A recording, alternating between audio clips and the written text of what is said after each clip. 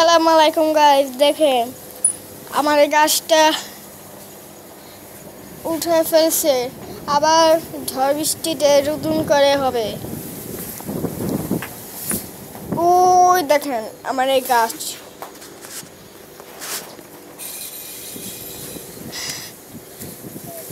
কলা গাছটা ঝড় বৃষ্টিতে রং না উড়ে গিয়েছে, দেখতে লাগে উড়ে গিয়েছে, কিন্তু এটা উড়ি নাই।